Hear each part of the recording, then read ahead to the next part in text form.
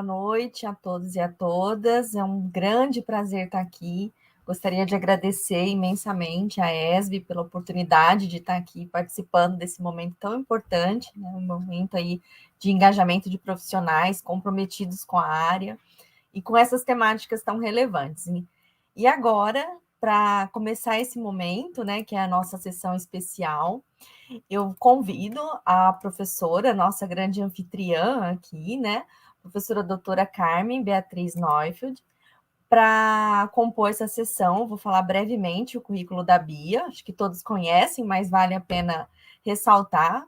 A Bia é professora, livre docente do Departamento de Psicologia da USP de Ribeirão, é pós-doutora em Psicologia pela UFRJ, doutora e mestre em Psicologia pela PUC Rio Grande do Sul, professora associada do Departamento de Psicologia da Faculdade de Filosofia, Ciências e Letras de Ribeirão Preto e fundadora e coordenadora do LAPIC, presidente da LAPACO 2019-2022, 2022-2025, presidente e fundadora da ESB 2020-2023, bolsista Produtividade do CNPq. Bia, é uma honra estar aqui com você.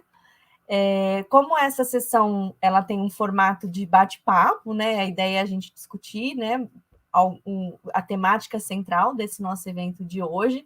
Eu vou chamar também para compor esse momento a professora Miriam Rodrigues, que é psicóloga, especialista em psicologia clínica e medicina comportamental pela Unifesp, idealizadora da educação emocional positiva, programa psicoeducacional de competências socioemocionais e habilidades para o bem-estar, presente em todos os estados brasileiros e em alguns países como Espanha, Argentina, Estados Unidos, Portugal e Japão.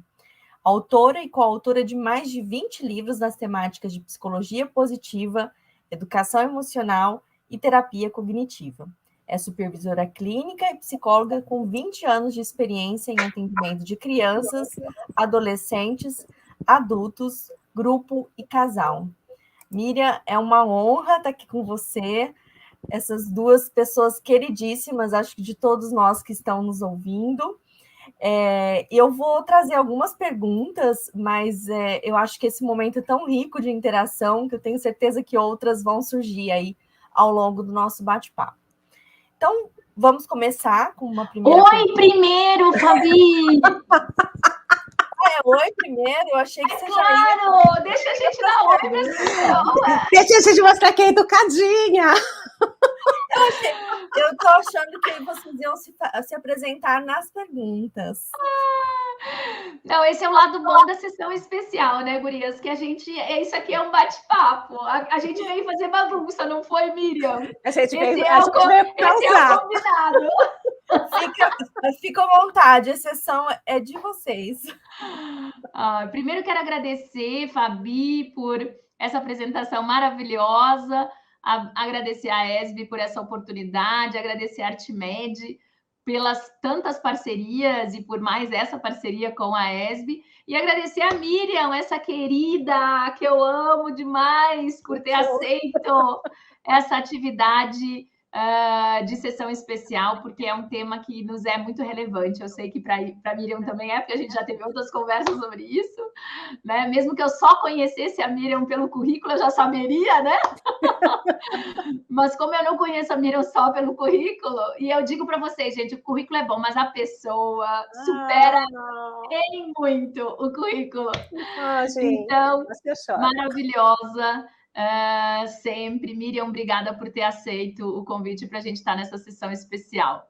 Agora eu vou deixar a Miriam falar também, né, Fabi? Não, gente, eu tenho que agradecer a ESB, a Artimed.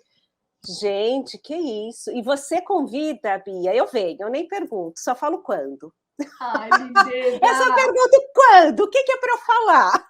Aí a Bia, ela escolhe coisas que eu sei falar. Então, eu falo assim, tá, isso eu sei falar, então eu aceito. Ainda bem, né, Miriam? Ainda bem, não vai. Se fazer pergunta difícil, eu falo assim, peço ajuda para os universitários. Mas para falar sobre esses temas, aí eu aceito. Muito bom. Gente do chat, vocês estão animados com a nossa sessão de encerramento? Cadê? Que eu quero ver esse povo do chat. Esse povo do chat está num silêncio, gente. E Vocês esse estão povo dormindo, gente. É recém 9 horas da noite. O povo aí, ó, adormeceu. Ô, Bia, e esse povo do chat que está assistindo, na hora que postar foto, posta foto da gente bonita e sorrindo. Por favor, Pelo amor pela de dignidade Deus, feminina. Pela dignidade feminina. Muito bom, muito bom. Ah, o chat acordou. Agora sim. Pronto. Agora sim. Agora vamos deixar a Fabi fazer as perguntas. Ô, Fabi, quem sabe a gente relembra a galera de qual é o tema, né, da nossa mesa, né? Para daí facilitar, assim. Oh, o chat acordou, gente. Gente, com a Bia todo mundo acorda, isso é o melhor de todos, né? E eu já estava preocupada com as perguntas para ser um disparador, só que eu me esqueço que não precisa de disparador com a Bia, né? E a Mira na temática, então, também não precisa. Bom, essa sessão ela vai discutir, né, os desafios da atualidade, né, desse tema. Eu posso ir agora para a pergunta, Bia? Pode. Bom, então vamos começar. Né, Fabi? A gente confundiu a Fabi, Miriam. Com certeza. Que é stand-up, né, Bia? Exatamente. A Fabi estava assim esperando uma coisa super formal, né? E aí a gente vem e faz toda essa bagunça. Já chega. Mas vamos lá, vamos falar sobre muito além da clínica. Sim. Porque precisamos animar para falar dessas discussões nessa hora, tem que estar bastante animação. Bom, vamos lá. Sabendo da experiência de vocês, né, a vasta experiência com a TCC e com a educação socioemocional na infância e adolescência, o tema central do nosso evento, o que vocês entendem como clínica tradicional? Tu quer começar, Miriam? Quem começa? Para o ímpar. Eu vou ser educada, porque a minha mãe me deu educação, e aí eu vou deixar a convidada, né, falar primeiro. Então, o que eu entendo assim sobre a clínica tradicional, eu entendo como a intervenção em si, o processo psicoterapêutico em si, né? O acompanhamento, quando a criança, o adolescente, ou os pais, ou o adulto, né, já apresentam uma demanda. Então, quando a gente pensa em termos assim de prevenção, né? Prevenção primária, prevenção secundária, então eu entendo que a clínica tradicional, a prática tradicional, seria a prevenção secundária, né? Quando a gente pensa nos modelos de prevenção em saúde mental, prevenção primária, né? Aquelas ações que abarcam vários lugares que não só o consultório de psicologia, né? Aquelas intervenções, aqueles comportamentos que protegem os indivíduos contra problemas posteriores, mas que são favoráveis, benéficos para todas as pessoas, só que existe um grupo de pessoas, um grupo de indivíduos que vai, apesar de ter passado por processos, né, que envolva a prevenção primária, existe um grupo de pessoas que ainda vai apresentar uma demanda específica, que é necessário a intervenção. Então, entraria a prevenção secundária. Então, eu penso que a clínica tradicional é a intervenção em si, quando já tem uma demanda instalada, né? Quando já apresenta sintomas, quando você vê a presença de sintomas, e aí há necessário o acompanhamento específico. Então, eu entendo a clínica tradicional, a intervenção em si, a prevenção secundária. Eu não sei se eu consegui ser clara, mas é assim que eu consigo pensar a intervenção, a clínica tradicional, né? Quando se fala em a prática tradicional, eu penso que é quando já tem uma demanda, já tem um problema, né? Um problema seja emocional, seja um problema comportamental, já há a intenção de se modificar uma demanda, seja ela comportamental ou emocional. Então, isso que eu entendo a clínica tradicional, a parte tradicional, a intervenção em si. Maravilha! Eu vou pegar o fio daí. Então, pega. Bom, acho que coisas que eu gostaria assim de aludir, né, a essa fala muito bem colocada da Miriam, como sempre.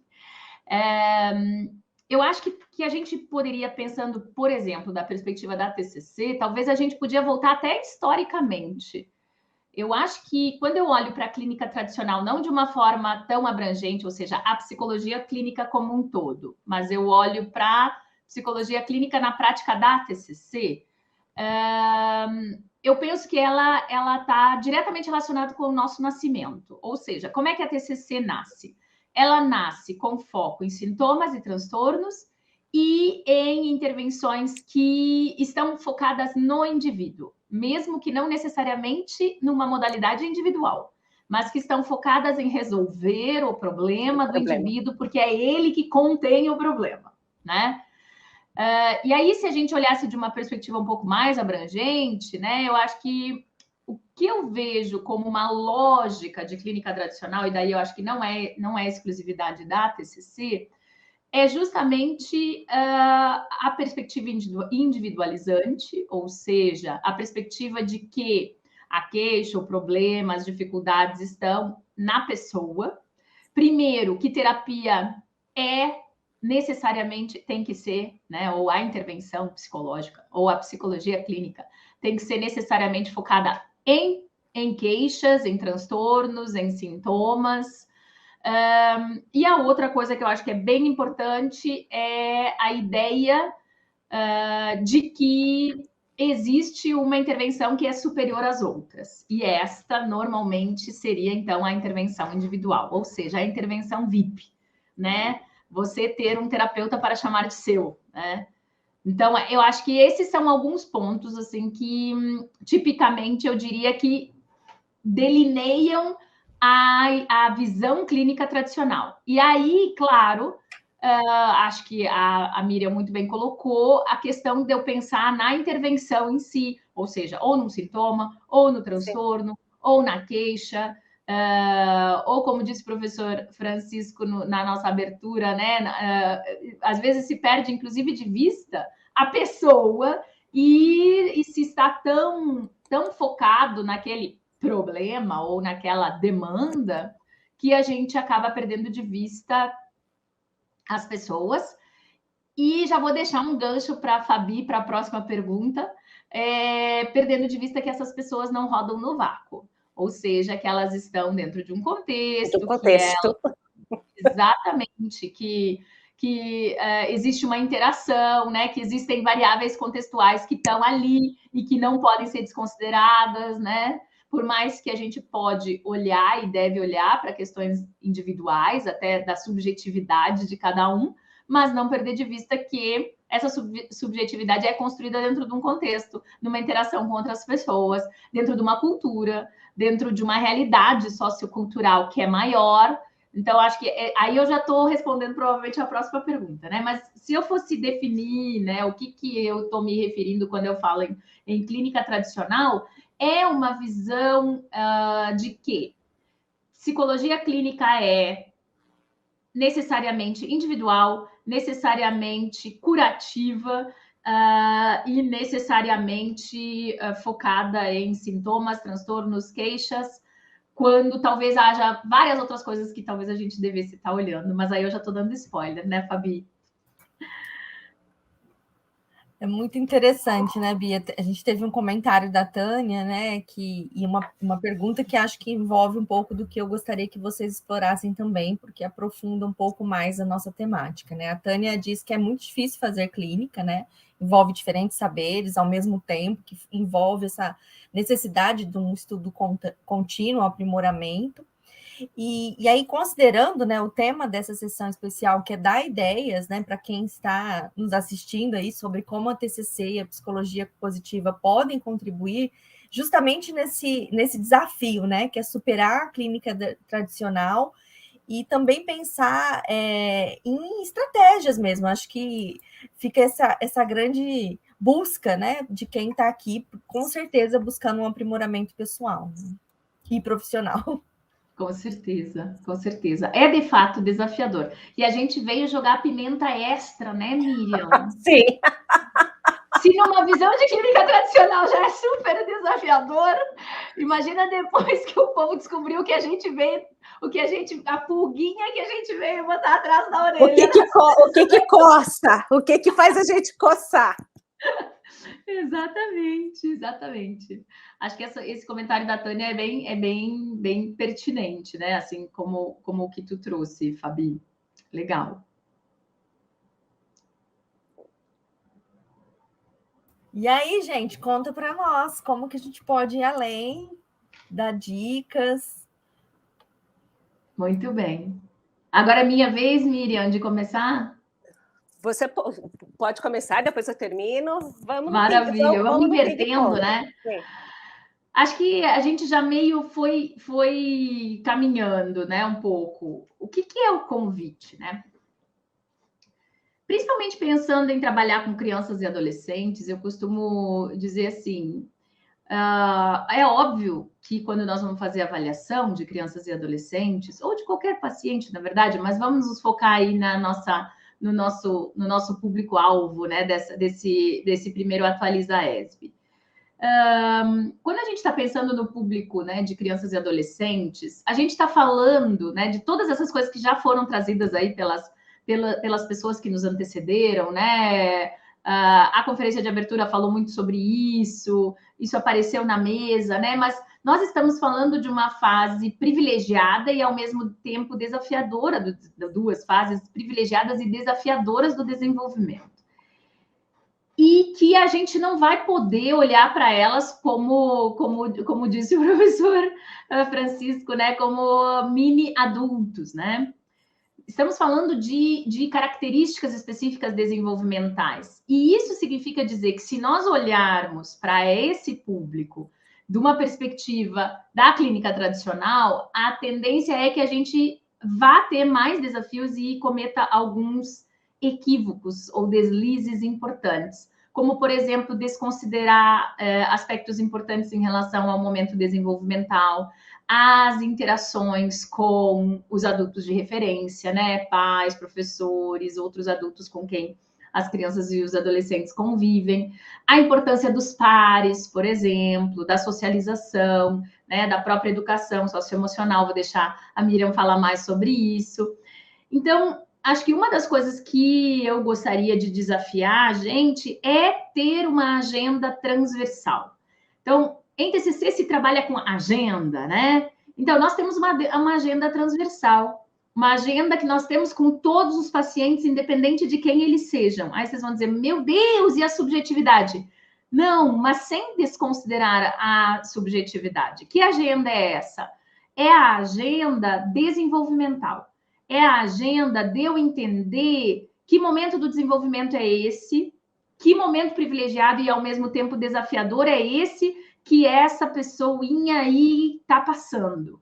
Então, não me focar única e exclusivamente, não desconsiderar, obviamente, as queixas, o sofrimento que as pessoas nos trazem, mas não esquecer que nós temos um papel social também, que é o do desenvolvimento saudável. Além disso, algumas outras coisas que eu acho que vale muito a pena da gente pensar é um pouco do sair também das quatro paredes. Então, sair um pouco da ideia individualizante, ou seja, vocês sabem, eu adoro grupos, né? Trabalho um monte com grupos, acredito muito no poder dos grupos. Então, o quanto nós poderíamos estar ajudando as crianças e os adolescentes que a gente atende, e os pais, a Ana falou sobre isso, a terem um desenvolvimento mais saudável se a gente começasse a investir, a ofertar intervenções em grupo. Por quê? Porque a gente sabe que é um espaço privilegiado para desenvolvimento de habilidades e que não precisa estar focada, por exemplo, em sintomas, em queixas, em problemas, em transtornos. E pode estar muito mais voltado para desenvolvimento de habilidades, para desenvolvimento saudável, por exemplo. E a outra questão que eu acho que também, né, que eu queria compartilhar com vocês, que é uma coisa que me é muito cara, é a ideia de que nós não precisamos necessariamente estar presos entre quatro paredes, né? Então, por que não sair das quatro paredes do consultório? Eu não sei quanto a vocês, mas já ouvi tantas vezes e eu mesma, né, já senti. A visão da clínica tradicional, ela nos deixa muitas vezes muito solitários, muito solitárias em uma determinada, em uma redoma, né? Que é muito prazerosa para nós, porque senão a gente não estaria fazendo esse tipo de intervenção, mas que tal a gente pensar um pouco mais no contexto? Que tal a gente pensar mais na nossa responsabilidade social, por exemplo? Que tal a gente pensar em o quanto a gente pode ajudar as pessoas para além das quatro paredes do nosso consultório ou do link do nosso consultório online, né? Sim. Então, acho que esses seriam, assim, algumas coisas que eu gostaria de jogar aí para a gente começar essa discussão, e vou passar aí a palavra para a Miriam para ela trazer Sim. mais elementos. Super, super concordo, super acho... Também me é caro o trabalho com grupos.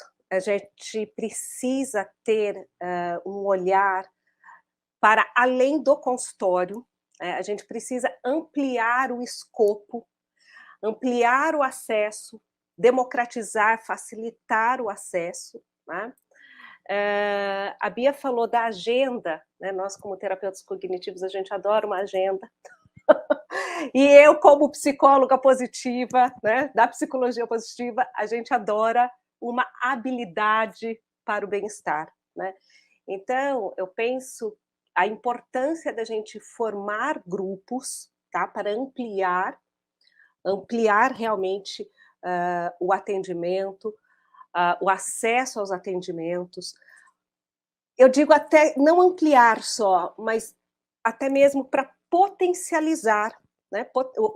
O grupo, ele potencializa o suporte social, o apoio social, porque ele amplia a possibilidade da pessoa, cria oportunidades de se criar redes, de se criar amizades, conexões, cria-se oportunidades de aprendizagem vicariante, eu posso aprender com o outro, eu crio novas conexões. Então, o trabalho de grupos, ele é muito rico porque ele potencializa. E nós, psicólogos, né, nós precisamos estar atentos da potência que é o trabalho em grupo. Por isso, ampliar o escopo, né, do nosso trabalho, ofertar grupos, ofertar oficinas, né? Na educação emocional positiva a gente faz muitas oficinas, porque o trabalho de grupo, né, quando a gente sai das paredes do consultório, né, vai para outros espaços, como escolas, instituições,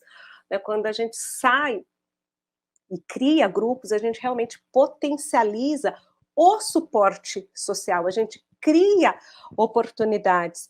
E pensando em prevenção também, né, a gente pode pensar o quanto que os grupos, né, eles são um componente de proteção para o indivíduo, por criar oportunidades de apoio social, por criar oportunidades de aprendizagem vicariante, por criar oportunidades de compartilhamento, de aprendizagem, de compartilhar experiências, né? Então, é realmente muito rico. E trazer, então, eu penso que os profissionais, nós psicólogos, a gente precisa estar atento, né, em levar o trabalho de grupos, o trabalho de oficinas para ampliar a clínica, sair das paredes do consultório. A gente precisa ir além, porque a Bia falou bem, é um trabalho solitário, realmente, né? O grupo, ele tem uma potência, E, né, pensando já no grupo, trazer para a agenda do grupo, né, trazer para a agenda do grupo, para os temas do grupo, as habilidades para o bem-estar. Na psicologia positiva, né, a psicologia positiva é um movimento científico que estuda o bem-estar, estuda os aspectos salutogênicos dos indivíduos, as forças, as virtudes, resiliência. Então, estuda aspectos saudáveis dos seres humanos. Então, isso é a psicologia positiva, quando laboratórios do mundo inteiro, né, laboratórios de pesquisa, estão estudando sobre aspectos saudáveis dos seres humanos. Então, quando a gente pensa em grupo, quando a gente pensa em ampliar a clínica, quando a gente pensa em sair das paredes do consultório, e a gente pensa em uma agenda, eu penso que é muito importante a gente trazer para essa agenda do grupo, né, as habilidades para o bem-estar.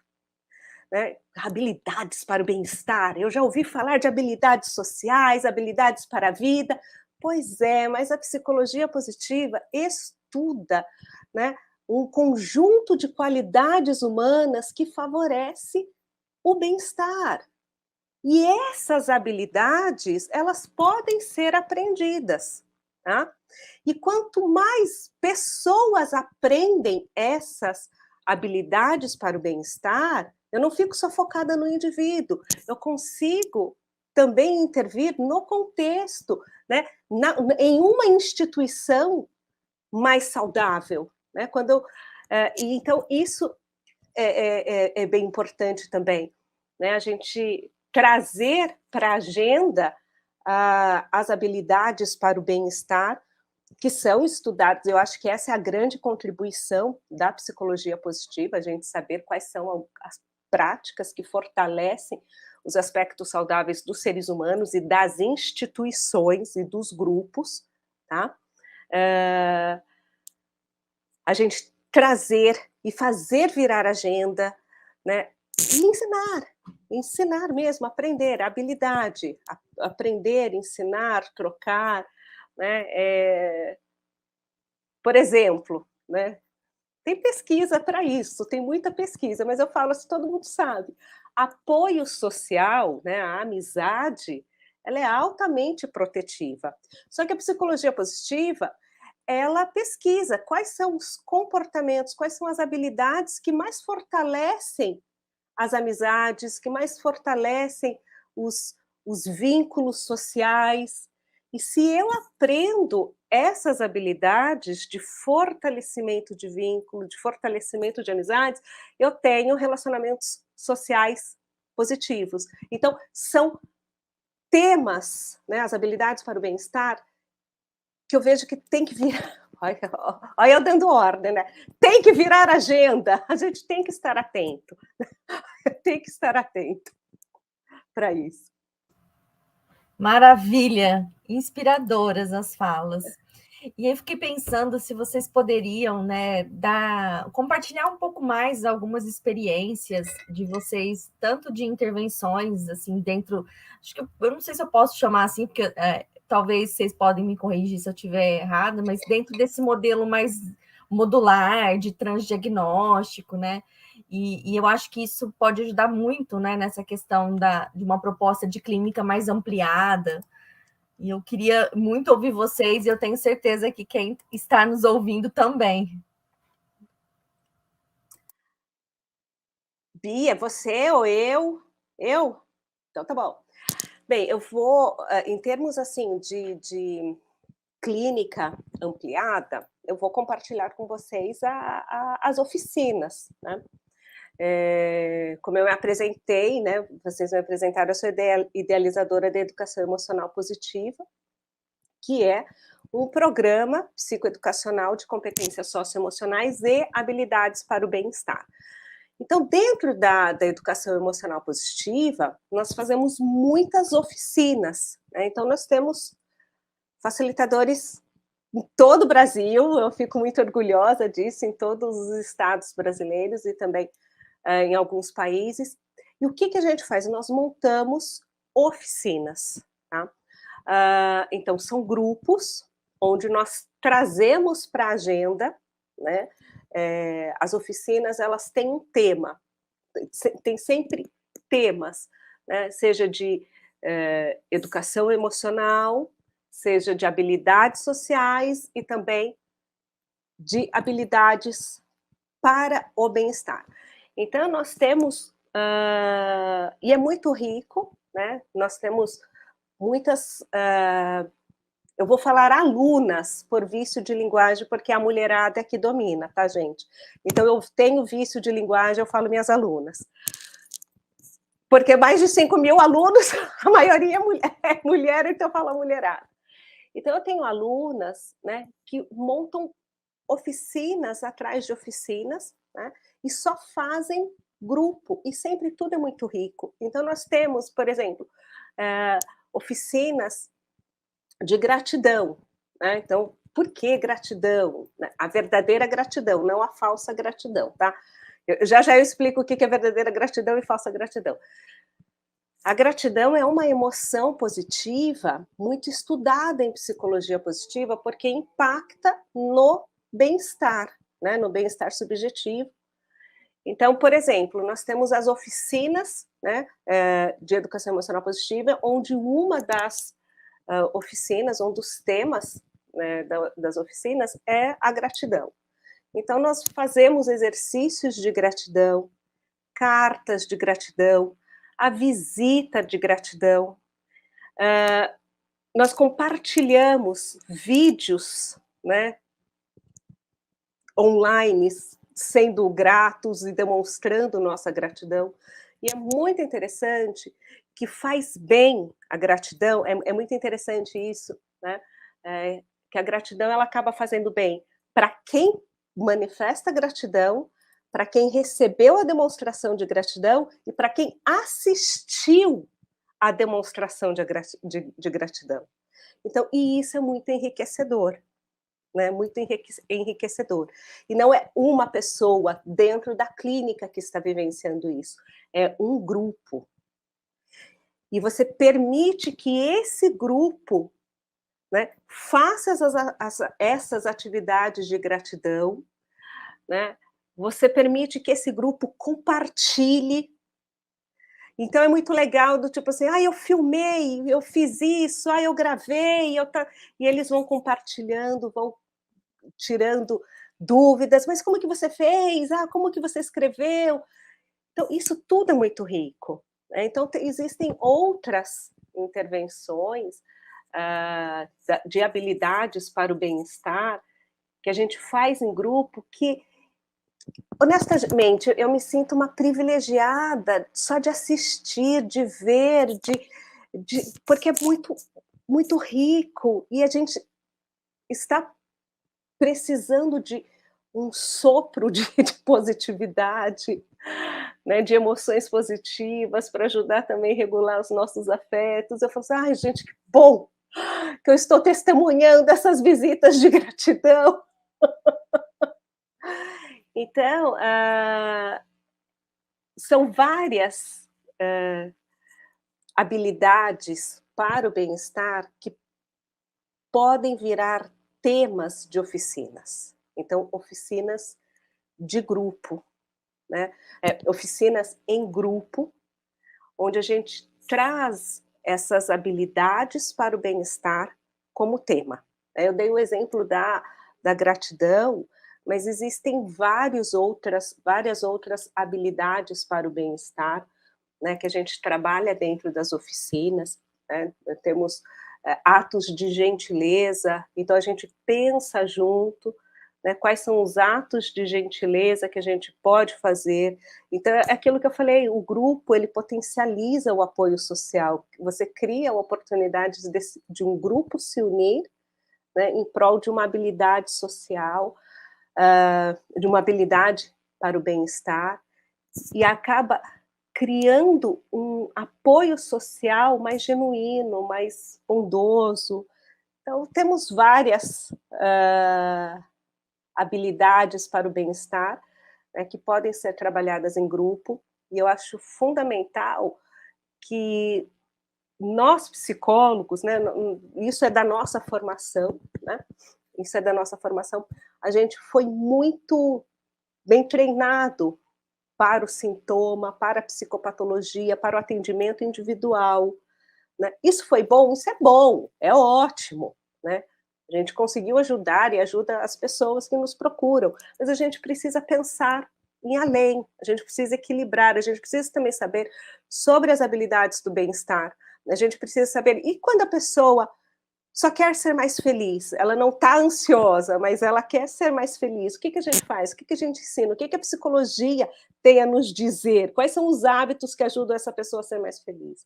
E esse, para mim, é o grande trunfo da psicologia positiva, que veio ajudar a equilibrar a balança. E quando a gente equilibra a balança, a gente consegue ser mais competente em nossa atuação. E quando a gente traz toda essa competência para os atendimentos em grupos, a gente acessa mais pessoas e a gente potencializa, com certeza, mais os resultados, né? Potencializa o apoio social. Então é assim que eu penso. Eu estou falando demais, né? Eu engato a primeira e vou. Tá ótimo, Miriam. A gente ficaria aqui muito tempo te ouvindo. Muito legal. Bia? Não, a ideia era essa, Miriam. A gente veio aqui para falar, não foi para ficar em silêncio, não. Engata a primeira, daí já começo. Não é retiro do silêncio. Poderia ser. Aliás, poderia ser e poderia ser muito bom fazer, né? Um retiro de silêncio. Mas hoje não é esse o nosso objetivo, né? Muito bom. Bom, eu vou pegar a pergunta aí da Fabi, né? E dando um pouco continuidade ao que a Miriam trouxe da experiência dela. Na verdade, assim, acho que eu fiz a divisão aqui entre alguns projetos que eu tenho a alegria de estar envolvida já há bastante tempo, né? Acho que eu posso começar pelo Pra Vida, que é um programa de desenvolvimento de habilidades para a vida, que acontece em escolas públicas aqui de Ribeirão Preto, e a gente tem a alegria de já ter ele também sendo aplicado em escolas públicas de outros estados, né, de outros municípios e de outros estados. E o que esse projeto, né, visa fazer? Ele visa ajudar as crianças e os adolescentes de escola pública a desenvolverem habilidades para a vida. Para quem não está familiarizado com o conceito de habilidades para a vida, habilidades para a vida é um conceito que foi capitaneado, digamos assim, pela Organização Mundial da Saúde na década de 90, que um grupo de trabalho levantou quais seriam habilidades que, de fato, a gente tem evidências que elas ajudam no desenvolvimento mais saudável. Ou seja, toda vez que a gente quer trabalhar com desenvolvimento saudável, que a gente quer trabalhar com promoção, com prevenção de saúde, quais seriam habilidades que necessariamente teriam que aparecer nesse tipo de programa de intervenção? Então, esse é o foco, né? Esse nosso programa existe desde 2009, a gente já tem algumas publicações aí sobre ele, e mais publicações saindo, já aceitas e que devem estar aí disponíveis na literatura em breve. É um programa, assim, eu sou muito suspeita, porque que nem a Miriam, né? Eu acho que por isso que eu e a Miriam, a gente se dá tão bem, somos apaixonadas, né, Miriam? Sim. E como apaixonadas que somos, a gente acaba tendo essa alegria de poder trabalhar com coisas que, na verdade, muito nos fazem a gente se aproximar dos nossos valores, né? Daquilo que é importante para nós. Então, o primeiro que eu queria citar seria o Pra Vida. Além do Pra Vida, existe um outro programa que se chama ProPaz. Ele, na verdade, nasce dentro de uma lógica bem mais tradicional, porque ele é um programa, inicialmente, o ProPaz 1 é um programa de orientação de pais. A Ana Irene comentou sobre ele, né? Ele é um programa de orientação de pais voltado para pais cujos filhos estão em tratamento, ou seja, em terapia. Mas a gente tem uma versão 2.0 dele, né? Que é o ProPaz 2. Inclusive, saiu um paper com as evidências do ProPais 2, que é um programa mais curto, voltado para a promoção e prevenção de saúde, também em grupo, e que a gente tem excelentes resultados trabalhando com prevenção e promoção. Pais em ONGs, em escolas, em entidades, em instituições, em centros comunitários, em centros religiosos, onde a gente, então, tem a oportunidade de ajudar os pais a refletirem sobre a ação de ser pais, né? Então, como é que eles podem desenvolver habilidades como pais para terem uma relação mais saudável e também facilitarem o desenvolvimento dos seus filhos, né? É que cada um desses projetos, gente, dava para eu falar muitas horas sobre eles, então eu estou tentando ser mais breve possível. Depois, existe um outro projeto que a gente tem, que ele é voltado para a biblioterapia, que também acho que é um outro ponto, né? Biblioterapia e democratização de conhecimento. Então, a gente tem aí o uso de redes sociais, a gente tem a própria construção de livrinhos, né? De biblioterapia, que possam ajudar, que podem ser usados na psicoterapia, mas que não são escritos ou restritos ou testados única e exclusivamente dentro de um movimento de psicoterapia individual, e sim podem atuar como ajudar num desenvolvimento saudável. Eu sei que a Miriam também tem esse projeto, ela acabou não falando, ela é tão apaixonada pelas oficinas que ela acabou não falando desse projeto, né, Miriam? Mas depois ela fala, se ela quiser. Aliás, os livrinhos da Miriam também são maravilhosos. E eu acho que a bola da vez é o Psicologia para Crianças, né? Que é um projeto que, na verdade, é um desdobramento do projeto de biblioterapia. É um projeto que começou com a doação de livros infantis para escolas públicas de todo o Brasil. Na verdade, até o ano antes da pandemia, eu doei mais de 5.000 livros infantis, ou seja, toda a cota de direitos autorais aí, justamente na tentativa de democratização e que chegasse a escolas, ou seja, que chegasse às pessoas quando elas não estão em psicoterapia.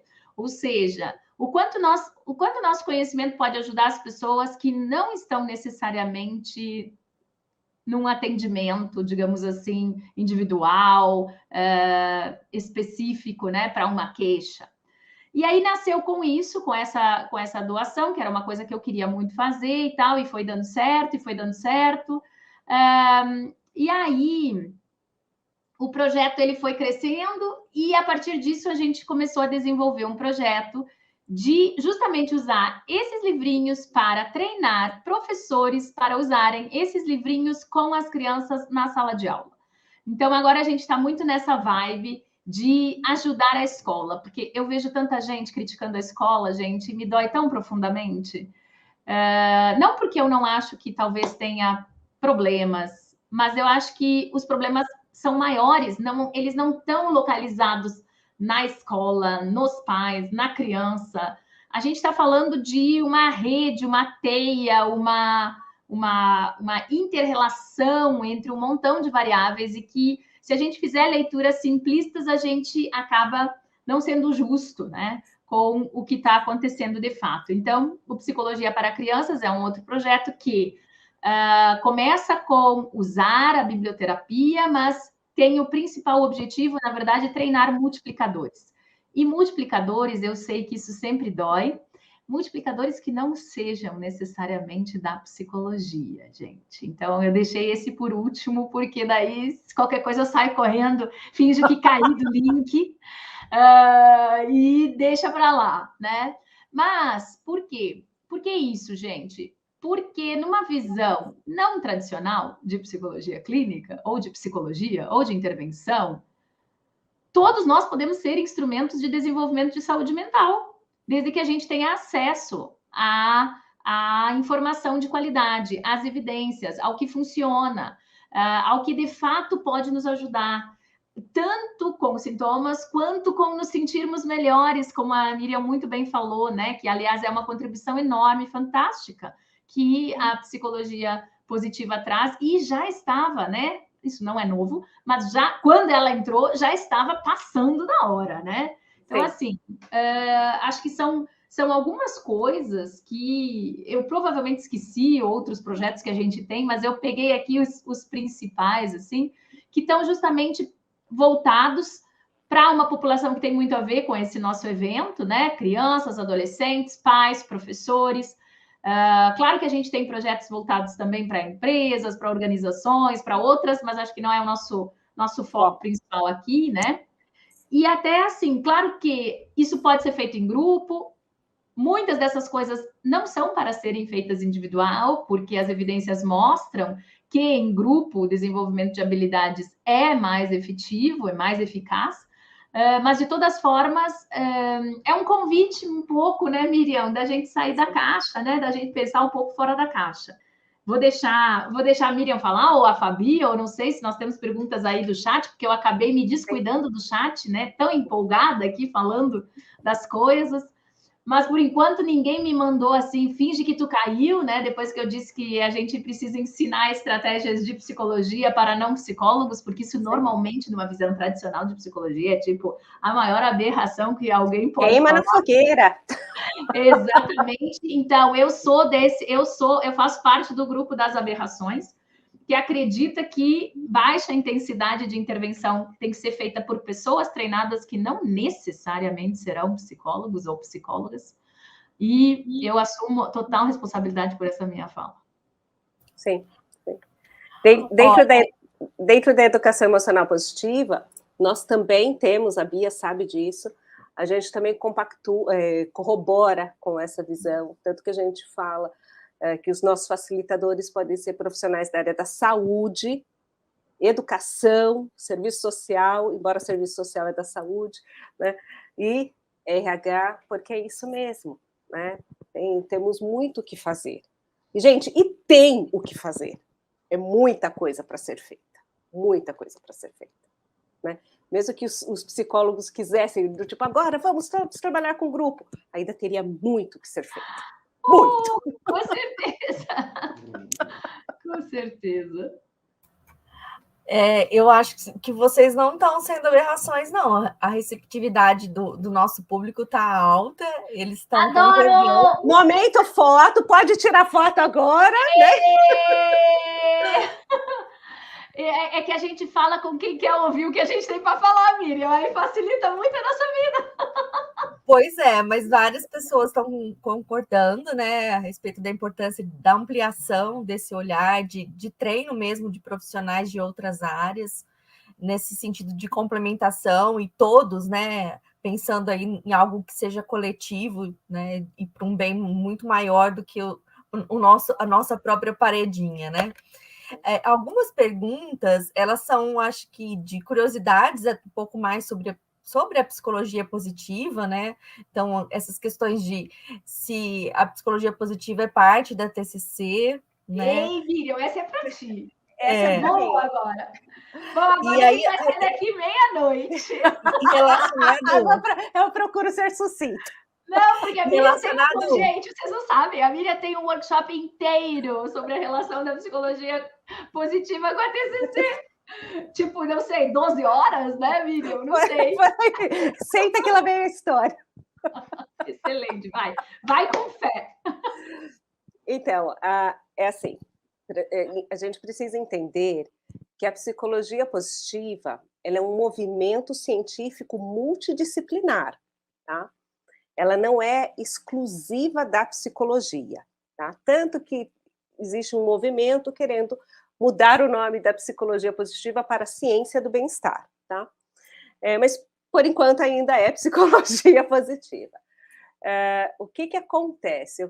Eu vou explicar para vocês como eu explico para as minhas alunas, né? O que é a psicologia positiva? A psicologia positiva é aquele movimento científico que veio responder algumas perguntas sobre pessoas felizes, o que fazem, o que comem, onde vivem, sobre o que falam, né?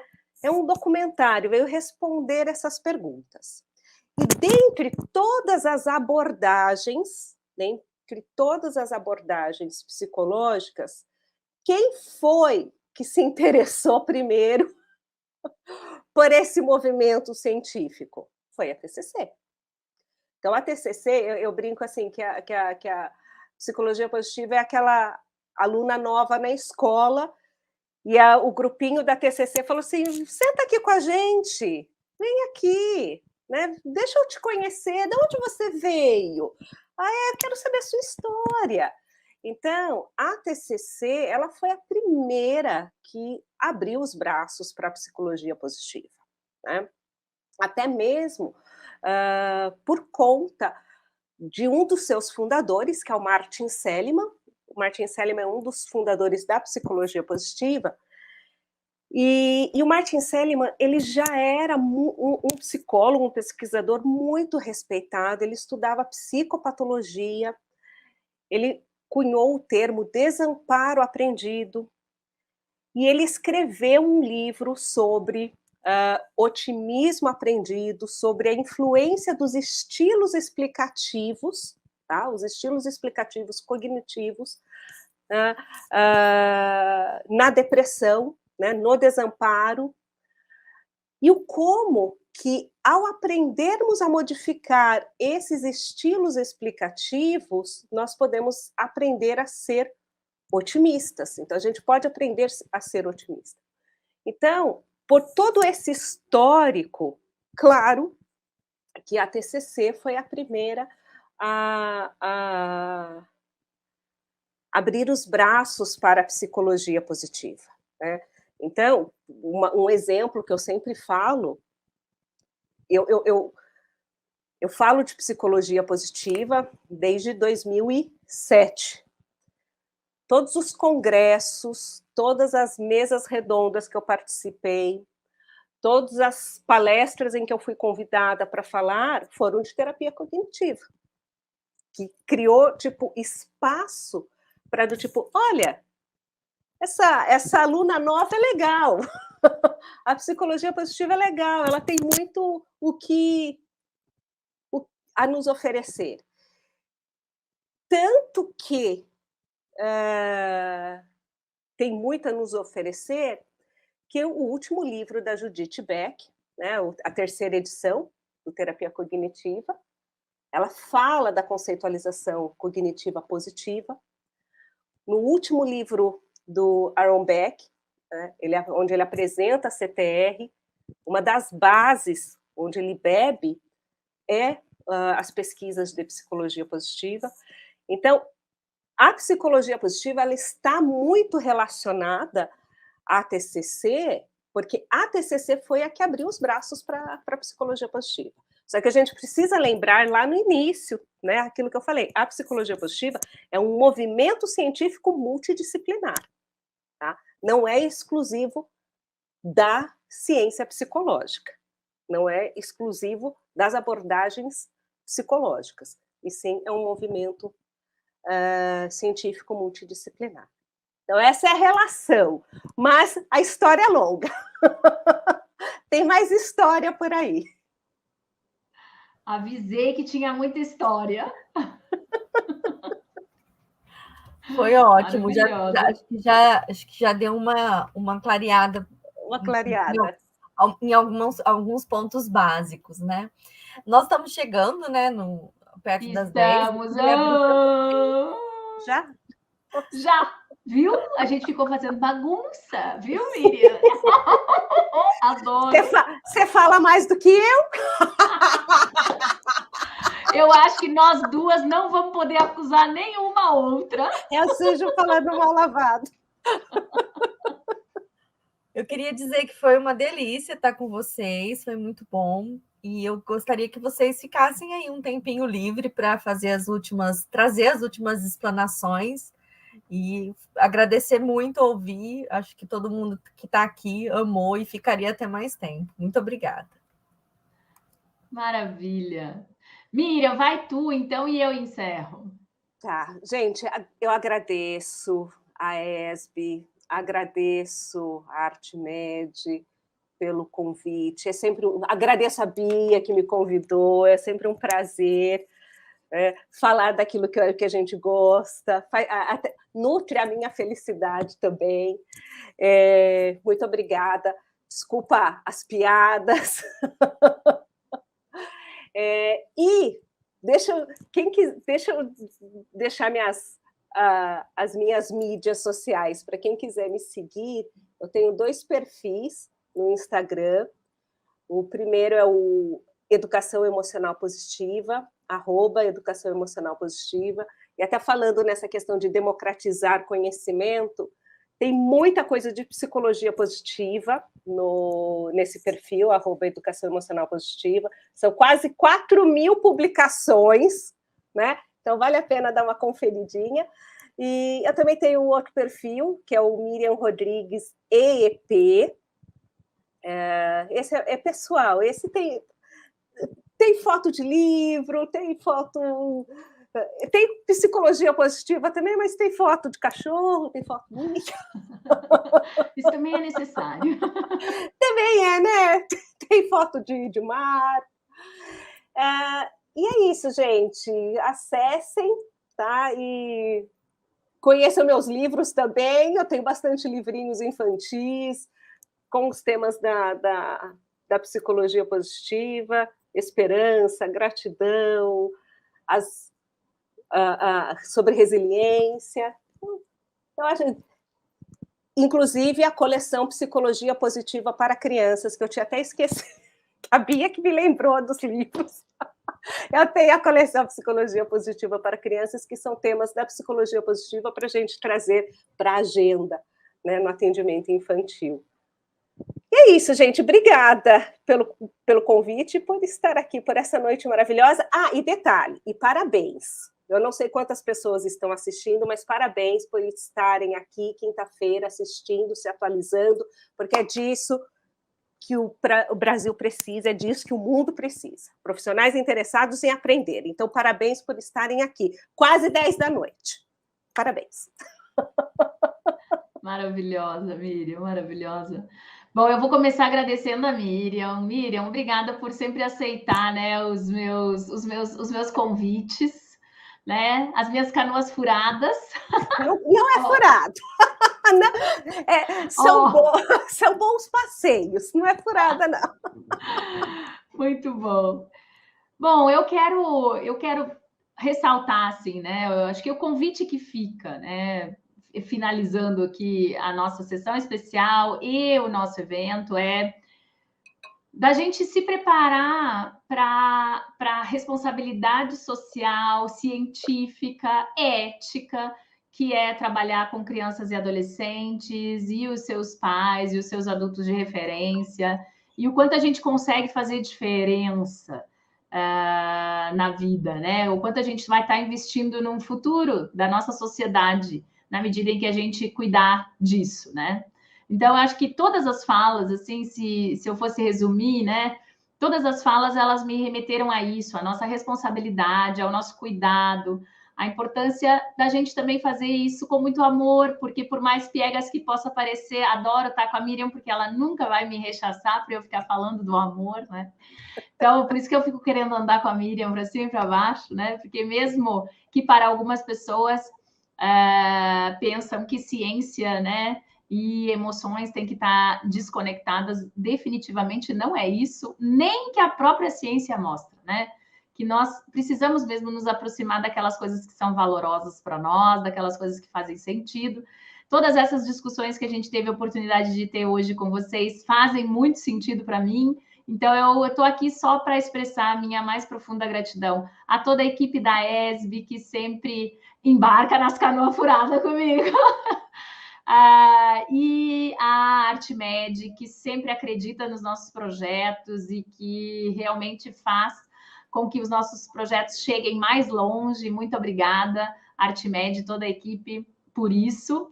Agradecer às pessoas que aceitaram o convite, né? Nós tivemos uma mesa redonda inteira de professores aí que vão estar nesses cursos de pós-graduação dessa nossa parceria, a ESB ArtMed, o professor Francisco Assunção, que é, né, um gigante da área da psicopatologia na infância e na adolescência, a Miriam, essa querida, que também é uma gigante na área da educação socioemocional. Então, agradecer a todo mundo. E eu não posso deixar de agradecer a quem? Vocês, né, gente? Vocês, esse povo lindo aí, que enche a gente de carinho e que, na verdade, assim, no fim das contas, a gente está mirando nas crianças, nos adolescentes, nas pessoas, mas os verdadeiros multiplicadores, as verdadeiras multiplicadoras são vocês. Então, vocês fazem parte dessa roda, vocês fazem parte desse grupo, vocês fazem parte desse círculo virtuoso que a gente quer estabelecer, que é fazer com que o conhecimento científico chegue mais e mais e mais e mais longe e que realmente faça diferença na vida das pessoas. Não há mais o que desejar, só agradecer. Muito obrigada. Fabi, sua linda, obrigada por coordenar de forma tão leve essa nossa atividade e por estar com a gente na ESB, né? Sempre aportando um montão. Muito obrigada, um beijo enorme e passo aí a palavra para a Fabi.